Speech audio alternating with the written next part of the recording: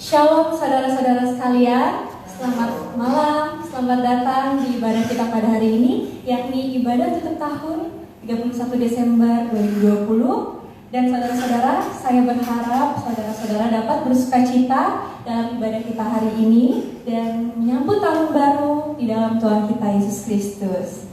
Saudara-saudara, mari sebelum mulai beribadah kita mempersiapkan hati dan pikiran kita untuk datang ke dalam hadirat Tuhan.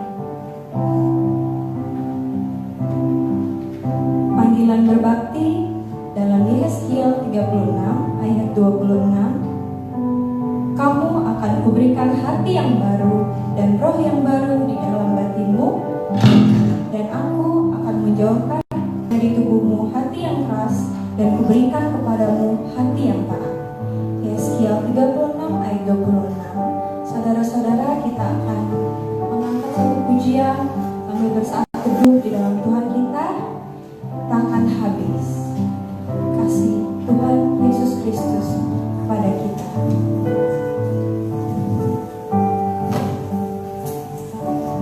Tiada yang seperti Engkau, kasih-Mu mengubah hidupku,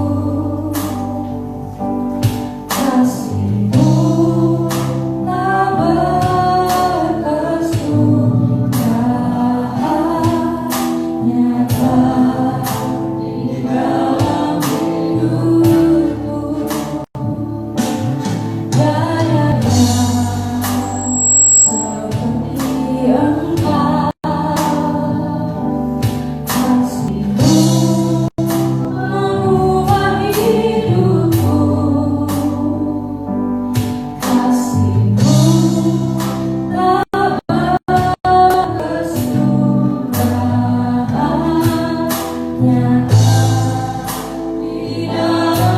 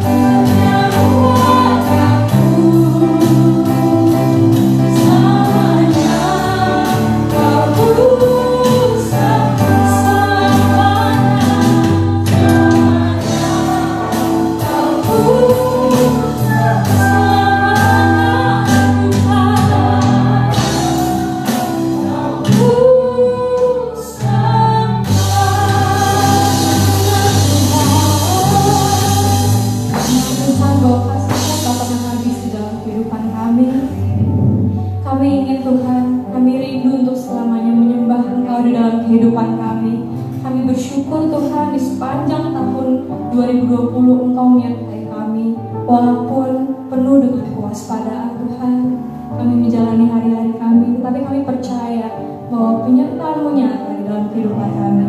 Dan dalam kami menyambut tahun yang baru Tuhan, kami mohon Tuhan ajarlah kami supaya kami semakin memperoleh hati yang bijaksana di dalam Engkau Tuhan.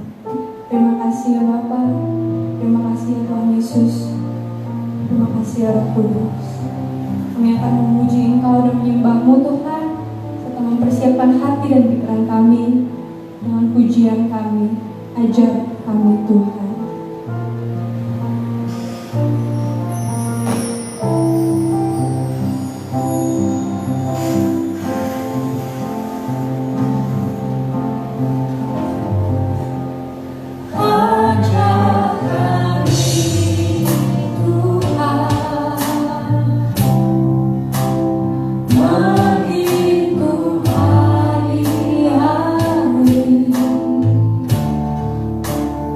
I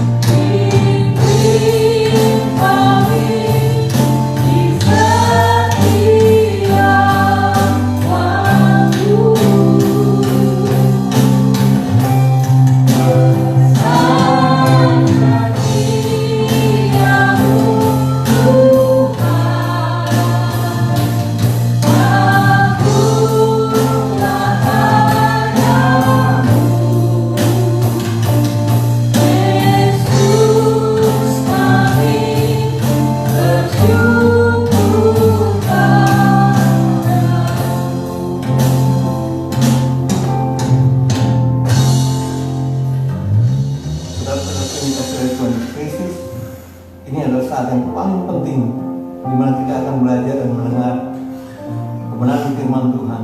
Mari kita bersatu dalam doa. Allah Bapa yang kami sembah dalam Tuhan Yesus Kristus, kami datang dengan segala keberadaan kami. Kami mohon pengampunan yang dari Tuhan. Kami mohon pertolongan dari Tuhan supaya kami dapat mengerti apa yang menjadi kehendak-Mu di dalam kebenaran firman-Mu.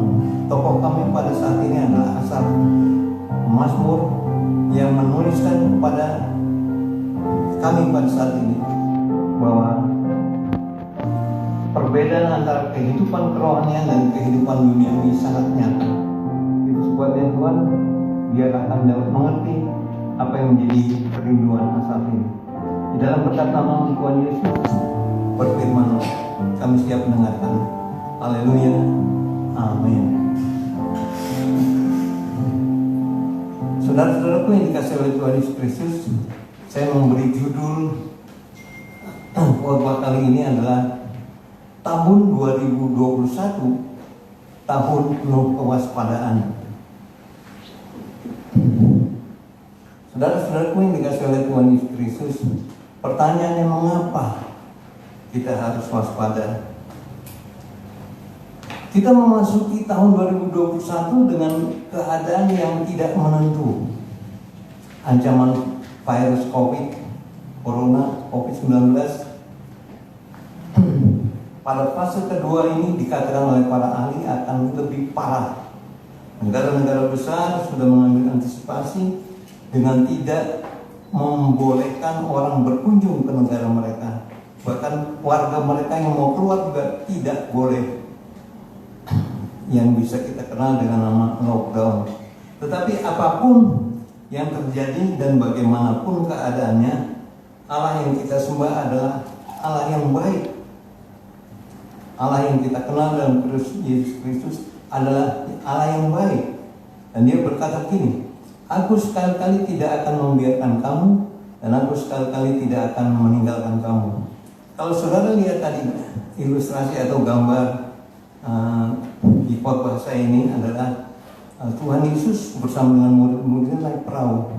Tahu-tahu ada gelombang yang luar biasa dahsyatnya, dan Yesus dibangunkan supaya ini lihat keadaan sudah sangat parah seperti ini, tapi kamu enak-enak tidur, seolah-olah murid-muridnya ngomong seperti itu. Tapi Tuhan Yesus katakan gini, mengapa kamu tidak percaya? Terus dia hardik, gelombang dan angin topan itu berhenti dan akhirnya berhenti. Dan saudara-saudaraku yang dikasihi oleh Tuhan Yesus Kristus, kita sekarang ini sedang satu perahu dengan Tuhan Yesus. Ya, tetapi seringkali kita menjadi khawatir, kita menjadi ketakutan. Karena apa? Karena situasi dunia ini. Itu sebabnya Asaf berkata begini di dalam Mazmur 73 ayat yang pertama, dia katakan begini, sesungguhnya Allah itu baik bagi mereka yang tulus hatinya, bagi mereka yang bersih hatinya. Dan Efesus, Paulus menuliskan dalam suratnya kepada jemaat di Efesus pasal 2 ayat yang 10 katakan begini, karena kita ini buatan Allah, diciptakan dalam Kristus Yesus untuk melakukan pekerjaan baik yang dipersiapkan Allah sebelumnya. Ia mau supaya kita hidup di dalamnya. Asal mengatakan bahwa Allah itu baik. Nah, alasannya apa Allah itu baik?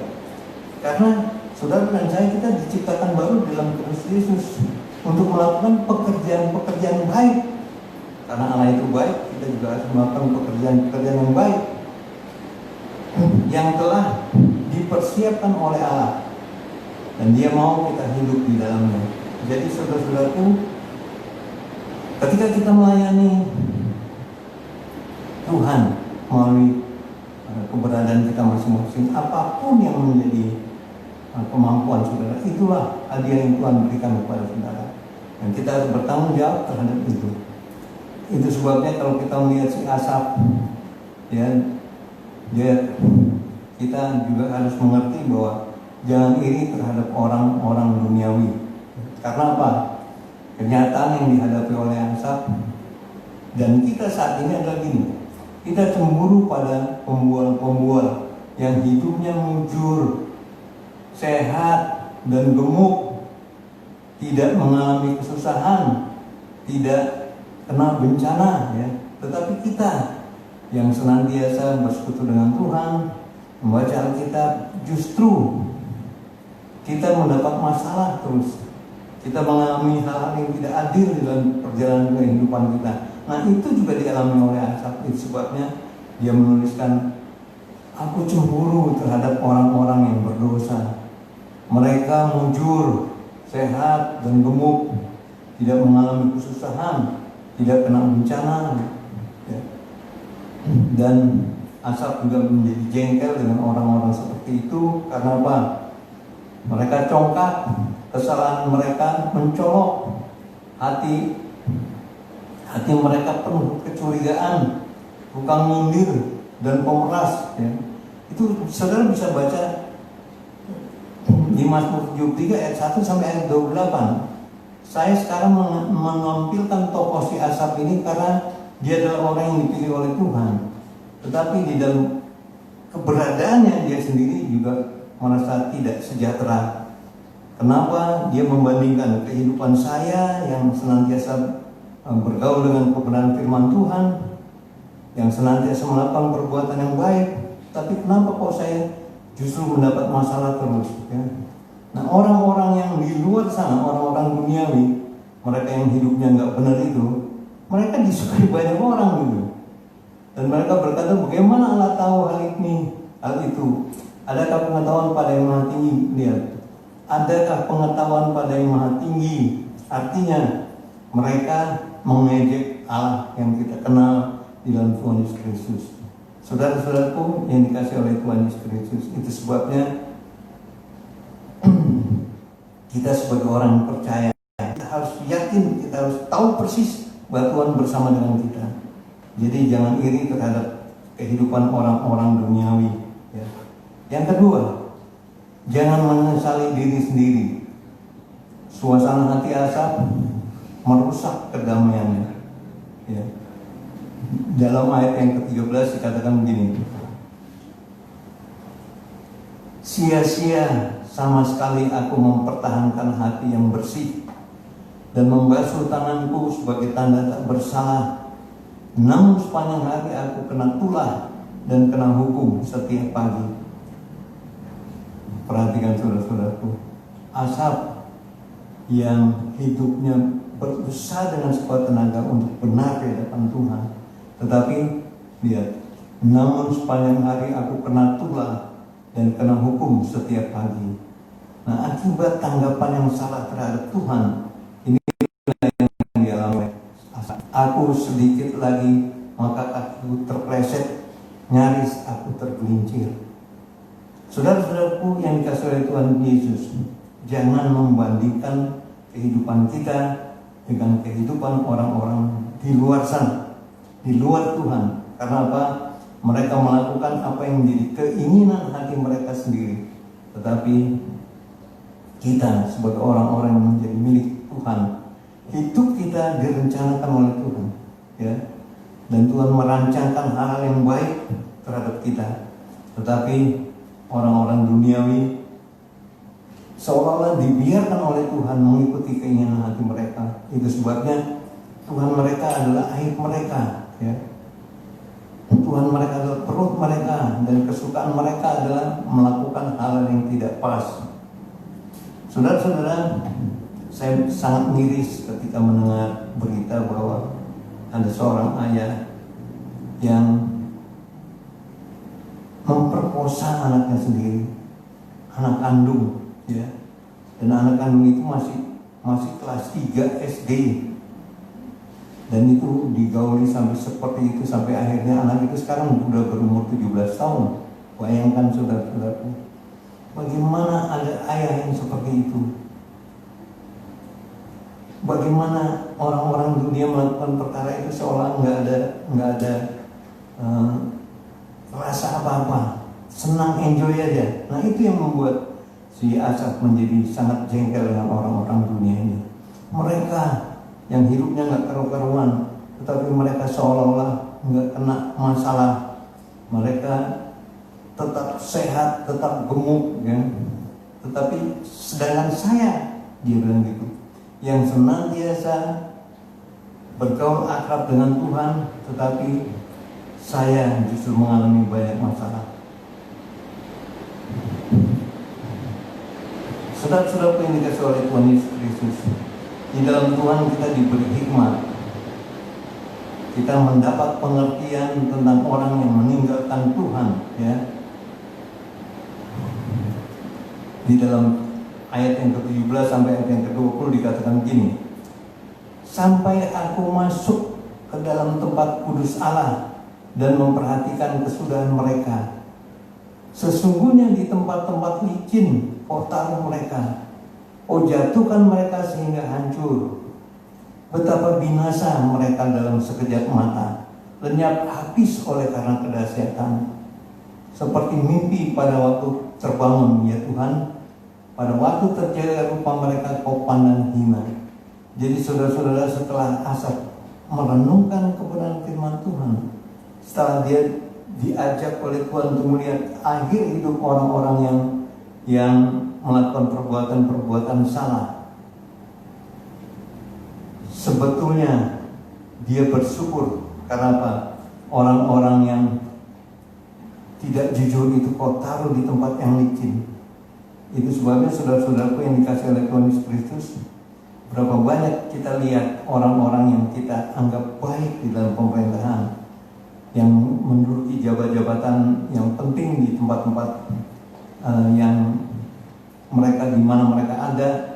Tetapi apa yang terjadi? Justru kehidupan mereka seolah-olah mereka udah kaya, tapi masih tetap menginginkan yang lebih, yang lebih, yang lebih. Akhirnya apa? Ketika mereka ditangkap, mereka harus mempertanggungjawabkan apa yang mereka perbuat. Di situ mereka baru mengerti. Baru kita sebagai orang percaya mengerti.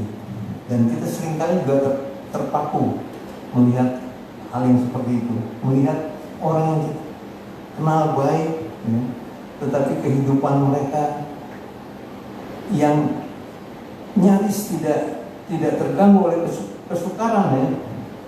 Tetapi justru akhir hidup mereka apa? Mereka ketangkep karena mengambil atau korupsi uang yang begitu banyak.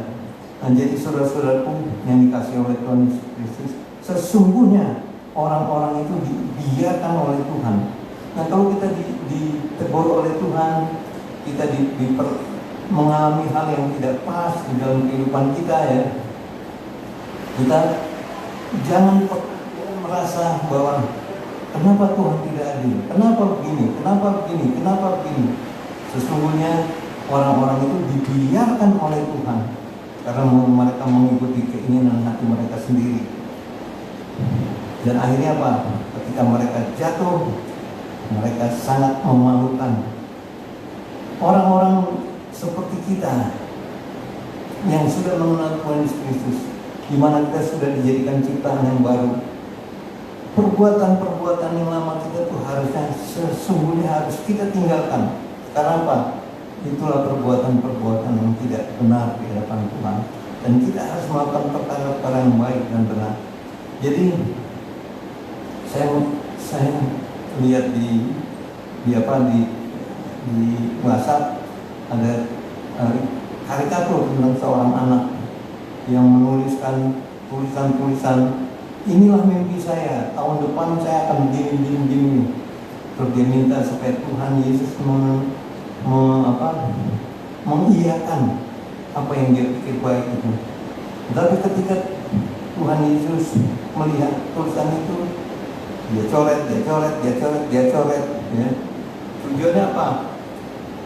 Dia sangat jengkel karena yang dia pikir baik, tapi kenapa justru itu yang dicoret-coret Tuhan? Akhirnya dia pulang, dia buat lagi tulisan yang sama impiannya untuk masa depan. Artinya kalau sekarang kita punya komitmen kita tulis di kertas, Tuhan Yesus tahun depan saya akan melakukan ini, menurut kita baik. Tetapi ketika kita sodorkan kepada Tuhan, belum tentu Tuhan setuju, belum tentu Tuhan senang, ya. Karena apa? Rancanganku, firman Tuhan bilang, bukan rancanganmu. Sejauh timur dari barat, sejauh tingginya langit dari bumi, begitulah bedanya antara rancanganmu dan rancanganku. lanjut lagi dikatakan bahwa rancanganku adalah rancangan yang mendatangkan damai sejahtera, bukan rancangan yang mendatangkan kesusahan. Jadi saudara-saudaraku, kalau kita diizinkan oleh Tuhan mengalami banyak hal saat ini yang sangat-sangat kita tidak suka, yang sangat kita tidak senangi, ya. Kenapa itu terjadi pada kita? Banyak teman saya yang pendeta-pendeta di grup pendeta, tolong doakan pendeta ini karena dia akan operasi ginjal. Pendeta ini COVID-19, pendeta ini. Banyak sekali teman-teman kami, teman-teman pendeta yang saat ini sedang mengalami sakit berat. Karena apa? Situasi dan kondisi saat ini seperti itu. Nah, kenapa kita diizinkan mengalami semua itu? Kenapa kita diizinkan untuk mendapatkan seorang bencana dalam kehidupan kita? Sebetulnya itu tujuannya adalah untuk apa? Untuk memulihkan hati kita. Saudara-saudara, kalau kita pakai perhiasan, pasti kita pakai perhiasan, kita cari yang terbaik. Orang senantiasa mencari emas untuk dipakai buat cincin, buat kalung. Kenapa dia nggak cari bahan-bahan yang biasa aja? Ya, seperti kuningan kan juga kayak emas tuh. Kuningan dipakai buat di cincin, di sini, di liontin segala macam. Itu kan bukan emas murni, bukan logam murni. Itu logam yang sudah campuran. Akhirnya apa yang terjadi?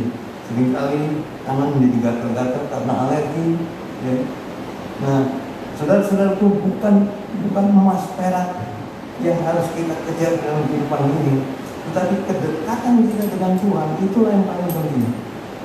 Karena kedekatan kita dengan Tuhan akan membawa kita mengerti bahwa sesungguhnya Tuhan itu baik. Seperti yang Asaf bilang, Tuhan itu baik, sesungguhnya Tuhan itu baik, dan Dia sangat mengerti tentang keberadaan kita. Tetapi seringkali kita lebih suka mengikuti keinginan hati kita daripada mengikuti keinginan Tuhan. Jadi saudara-saudara yang terkasih dalam Tuhan Yesus Kristus, sesungguhnya di tempat-tempat licin kau taruh mereka, kau jatuhkan mereka sehingga hancur. Betapa binasa mereka dalam sekejap mata, lenyap habis oleh karena kedahsyatan, seperti mimpi pada waktu terbangun. Ya Tuhan, pada waktu terjaga, rupa mereka kau pandang hina. Jadi saudara-saudara yang dikasih oleh Tuhan Yesus Kristus, banyak orang menghindari malapetaka. Banyak orang menghindari hal yang tidak menyenangkan dalam kehidupan mereka, karena mereka ingin selalu mendapatkan hal yang nyaman, hal yang enak.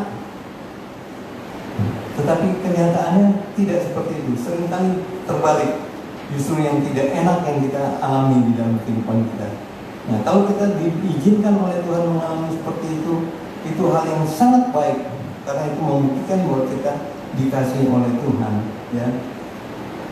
Ayat yang 27 dikatakan gini, sebab sesungguhnya siapa yang jauh daripadamu akan binasa. Kau binasakan semua orang yang berzina dengan meninggalkan engkau. Jadi orang yang meninggalkan Tuhan dikatakan berzina, ya, dengan dunia ini. Tetapi orang yang hidup di dalam Tuhan, dia akan mendapat berkat dan rahmat yang dahsyat dan luar biasa. Ayat 23-25 berkata begini, di dalam Tuhan kita mendapatkan rahmat dan diberkati. Tetapi aku tetap di dekatmu, engkau memegang tangan kananku. Dengan nasihatmu engkau menuntun aku, dan kemudian engkau mengangkat aku ke dalam kemuliaan.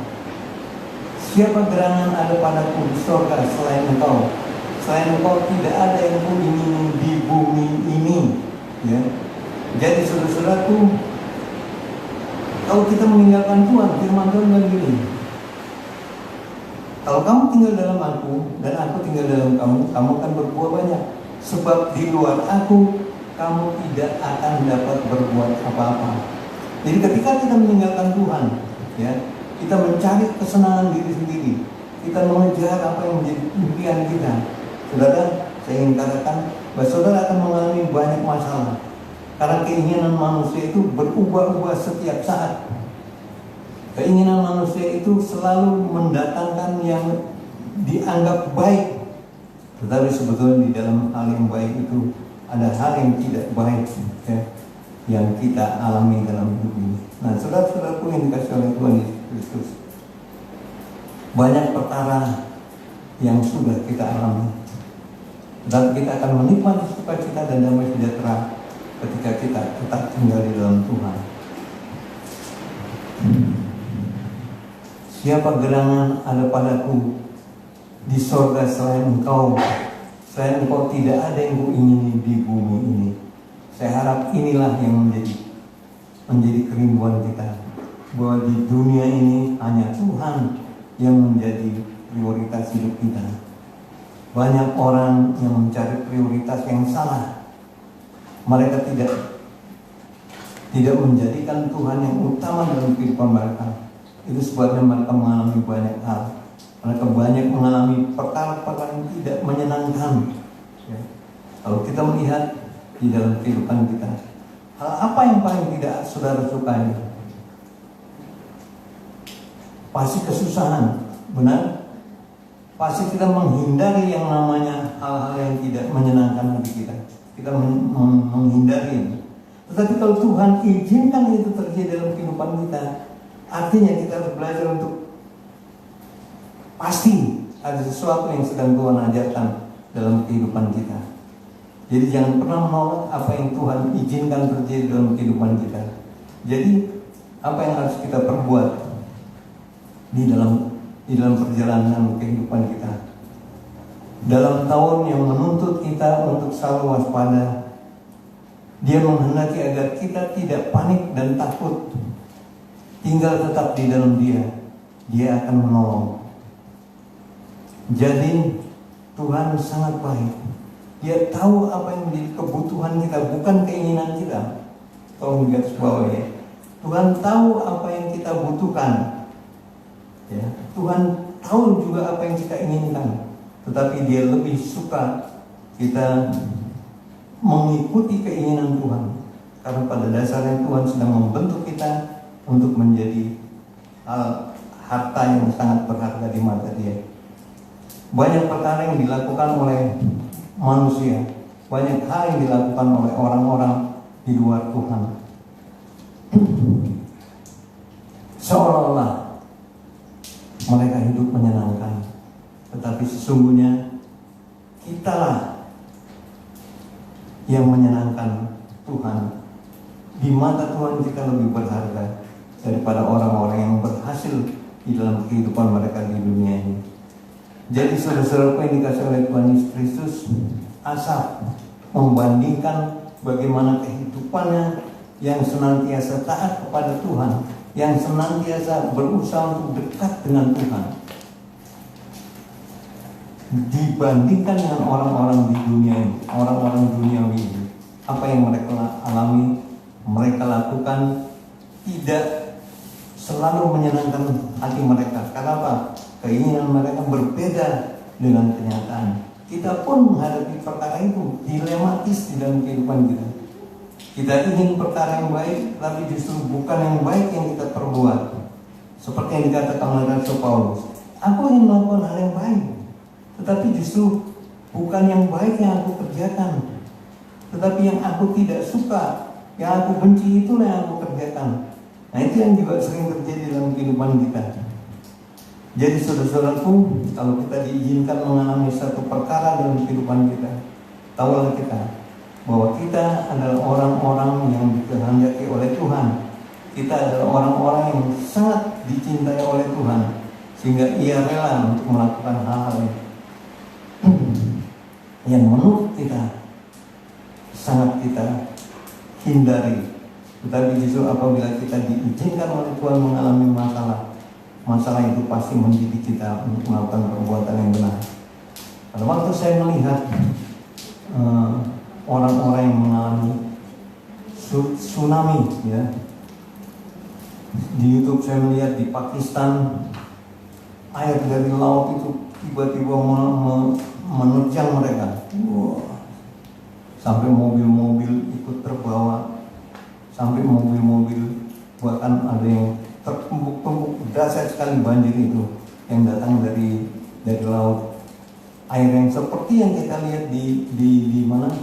Di Aceh pada beberapa tahun yang lalu. Saudara-saudaraku, kita sangat rapuh.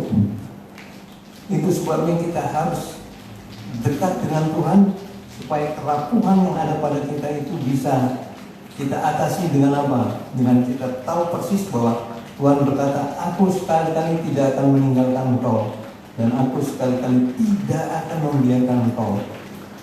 Jadi marilah kita sadari bahwa Tuhan ingin melakukan perkara yang benar dalam kehidupan kita. Asaf diizinkan untuk mengalami masalah dalam kehidupannya karena Tuhan sedang mengajar Asaf ketika dia membandingkan hidupnya yang senantiasa berusaha untuk dekat dengan Tuhan dengan kehidupan orang-orang di dunia ini yang orang-orang pada umumnya.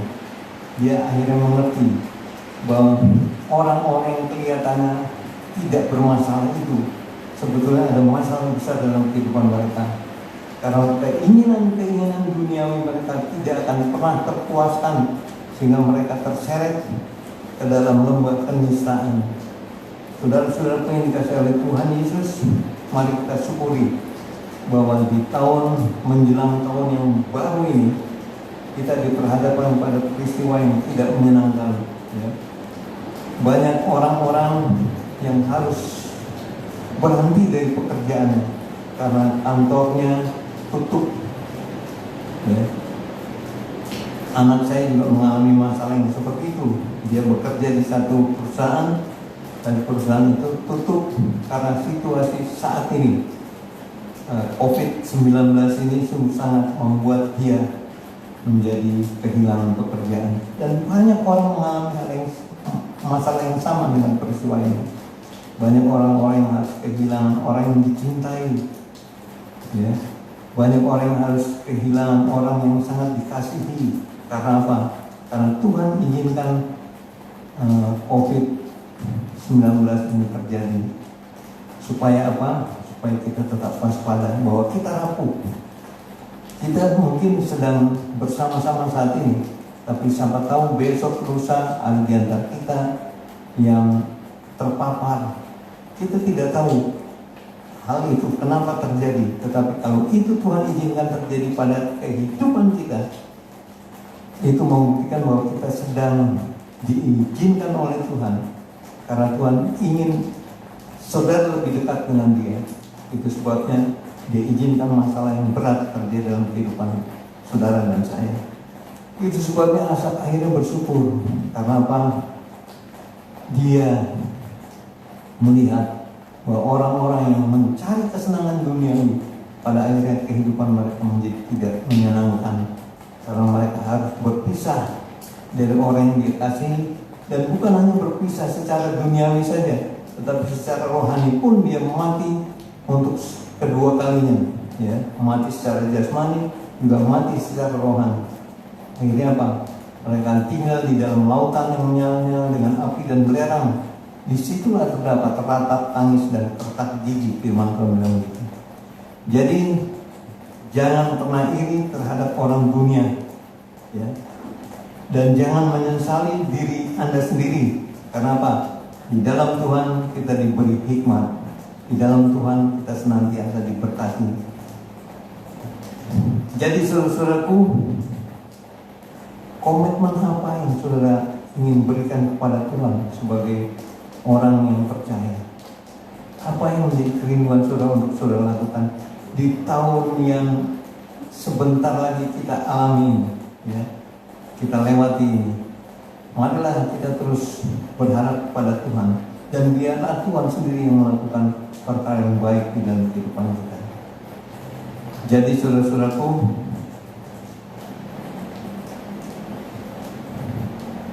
selamat tahun baru 2021. Kasih karunia, rahmat dan berkat Tuhan senantiasa menyertai kita sekalian. Tuhan Yesus memberkati. Amin. Mari kita berdoa. Bapa surgawi, Bapa yang kami sembah dalam Tuhan Kristus, kami bersyukur kepadamu Tuhan karena kebaikan-Mu, karena kasih setiamu yang tidak pernah berkesudahan, yang senantiasa baru setiap hari, yang senantiasa menjadikan kami orang-orang yang persis seperti apa yang menjadi kehendak-Mu. Terima kasih Tuhan, kami akan lanjutkan di dalam perjamuan di mana kami memperingati bagaimana Kristus telah menyerahkan tubuhnya. Dia berkorban untuk saudara dan saya. Itu sebabnya mari kita serahkan segenap kehidupan kita kepadanya, karena Dia yang mempedulikan saudara dan saya. Di dalam berkat nama Tuhan, kami mengucap syukur dan berdoa. Amin. Mari kita persiapkan untuk masuk ke dalam perjamuan. Kita menyanyikan lagu pujian.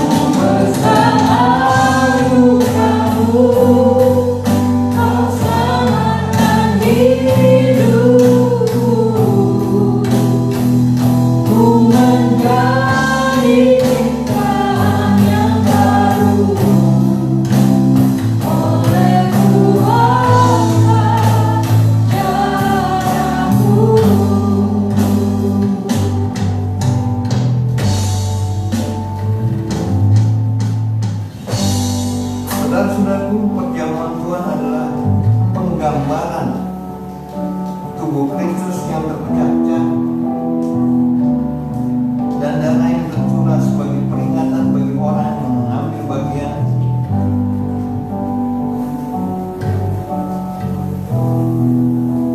Sebagaimana yang telah diperintahkan oleh Tuhan.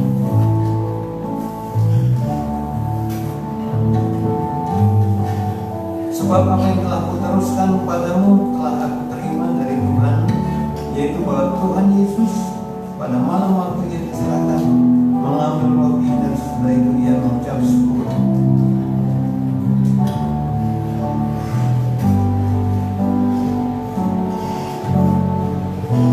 Bapa surgawi, Bapa yang kami sembah dalam Tuhan Kristus, kami bersyukur kepadamu karena kami adalah orang-orang yang terpilih. Saat ini kami akan memperingati bagaimana Engkau memerintahkan kami untuk melanjutkan terus-menerus, supaya melalui perjamuan kudus ini kami teringat mengingat bahwa Engkau sudah menyerahkan dirimu untuk menjadi penebus bagi kesalahan dan dosa kami, sehingga kami layak saat ini menyandang predikat sebagai anak-anak Tuhan. Karena waktu kita masih lemah, Kristus telah mati untuk kita orang-orang durhaka pada waktu yang ditentukan oleh Allah. Sebab tidak mudah seseorang mau mati untuk orang benar, tetapi mungkin untuk orang yang tidak baik.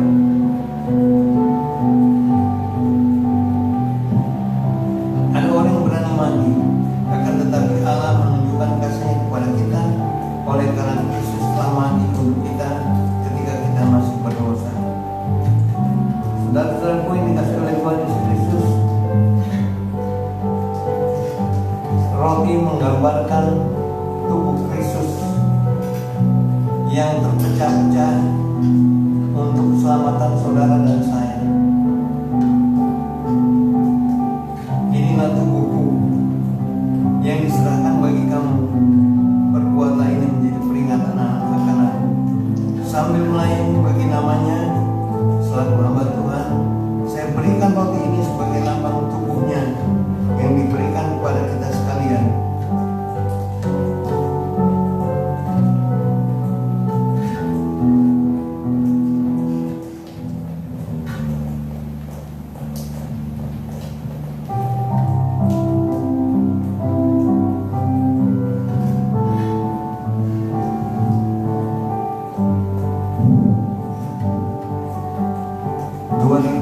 Tahun yang lalu, ketika Tuhan Yesus saat-saat terakhir dia mau diserahkan ke tangan orang berdosa sebagai korban, sebagai anak domba yang dikorbankan untuk menebus saudara dan saya. Dia rela menderita, bahkan dia rela mati di kayu salib untuk saudara dan saya. Semuanya itu dilakukan oleh dia karena dia sangat mengasihi saudara dan saya.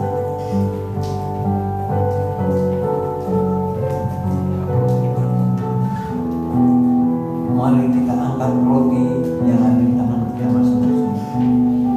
Inilah roti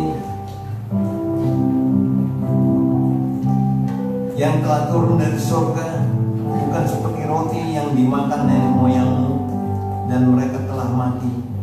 Barang siapa memakan roti ini, dia akan hidup selama-lamanya. Ambillah, makanlah, inilah tubuhku.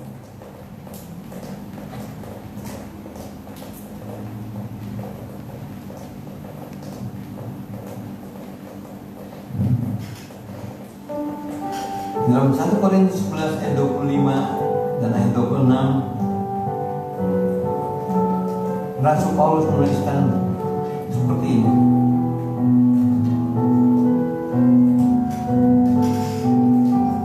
Dia mengambil cawan, demikian juga dia mengambil cawan sesudah makan lalu berkata, cawan ini adalah perjanjian baru yang dimeteraikan oleh darahku.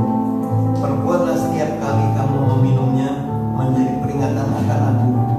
Sebab setiap kali kamu makan roti ini dan minum cawan ini, kamu memberitakan kematian Tuhan sampai dia datang.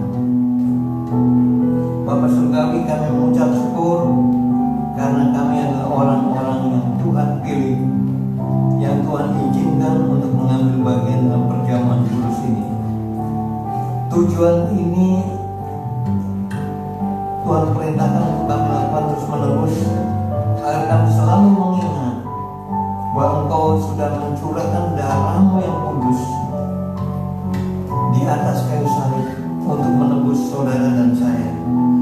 Itu sebabnya biarlah pada saat ini Tuhan, Engkau mengingatkan kami bahwa betapa harga yang sudah dibayar oleh Tuhan sangat luar biasa. Tanpa darah yang tercurah di atas kayu salib, kami masih tetap sebagai orang durjana. Tetapi ketika Engkau mati di kayu salib dan darah-Mu tercurah, bukan saja membasuh kami, tetapi memberikan kepada kami kehidupan yang sesungguhnya. Dan saat ini kami mempersiapkan diri untuk masuk ke dalam kekekalan bersama Engkau di surga ya Tuhan. Terima kasih Bapa, terima kasih Tuhan. Amin. Roma 5 ayat 9 mengatakan begini, karena kita sekarang telah dibenarkan oleh darahnya, kita pasti akan diselamatkan dari murka Allah.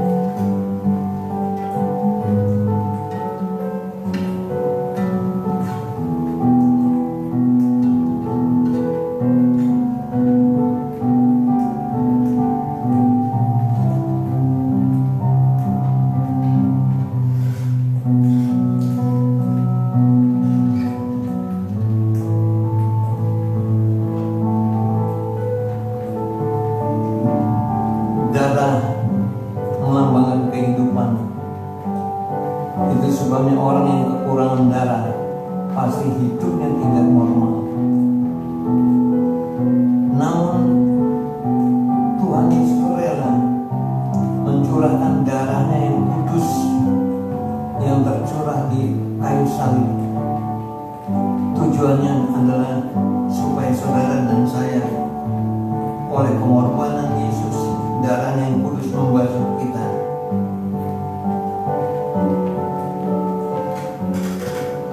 Mengurapi kita dan memberikan kepada kita sekalian kehidupan yang kekal.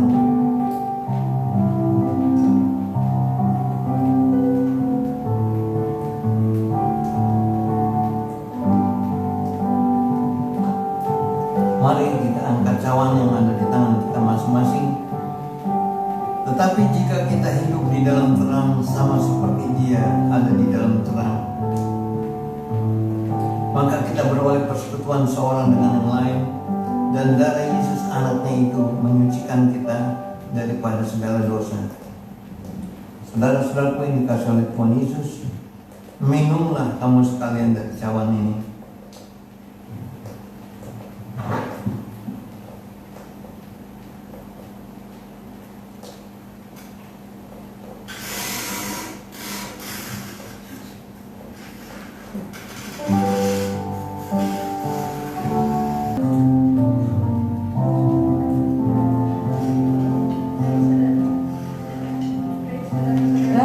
Tiba saatnya untuk memberikan yang terbaik untuk Tuhan, persembahan yang terbaik.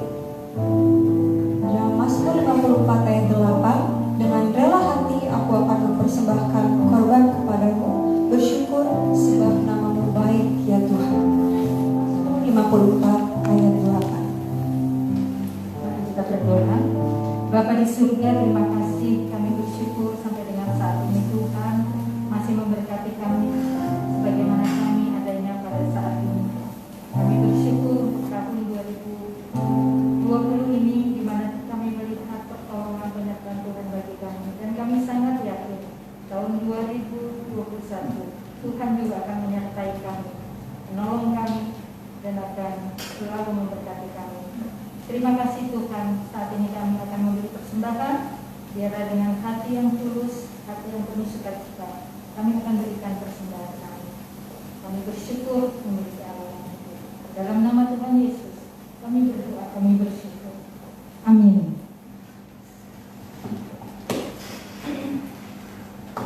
Sekarang Tuhan, biarkanlah hamba-Mu ini pergi dalam damai sejahtera sesuai dengan firman-Mu. Sebab mataku telah melihat keselamatan yang daripada-Mu, yang telah Engkau sediakan di hadapan segala bangsa, yaitu terang yang menjadi pernyataan bagi bangsa-bangsa lain dan menjadi kemuliaan bagi umat Israel.